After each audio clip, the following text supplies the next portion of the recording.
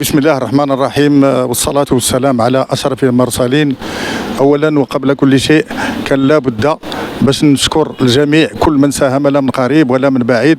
كما بغيت نشكر جمعية النصر للتنمية والثقافة بالحي الجديد على المجهود ديالها الجبار اللي حققها هذه منذ 25 سنة. وكذلك بغيت نشكر اللجنة التنظيمية، نوه بالمجهود اللي كذلك اللي كيقوموا به الإخوان ديال هذه القاعات، باش ما نساهمش بصراحة مجموعة ديال الناس اللي كيعطيونا هذه القاعات بلا مقابل وكيدعموا كتاب الله وكيدعموا القرآن. الكل كيعلم على انه الدوره الاولى كانت سجلنا فيها تقريبا ما يزيد على 66 مشارك، تاهلوا منهم تقريبا ما بين الاناث وما بين الذكور 19. والدوره الثانيه كانت فيها عود كذلك ما يزيد على 70 مشارك وتاهلوا منها 29 للنصف النهايه. اليوم عندنا 43 يعني مشارك من المتاهلين نصف النهايه.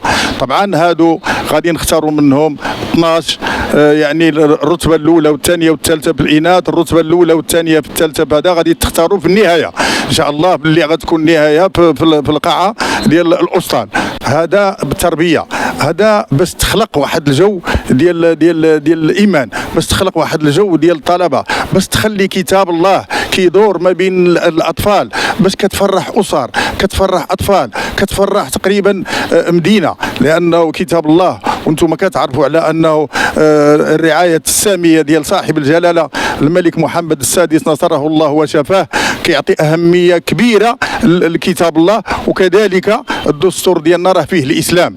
فطبعا هذه بادره طيبه، وكان لابد باش نشكر الجميع، ونشكر كذلك المنظمين، ونشكر كذلك المساهمين الاخوان اللي دائما جرات العاده على انه كيدعمونا. شكرا للجميع، شكرا لكم، شكرا لمن ساهم لا من قريب ولا من بعيد.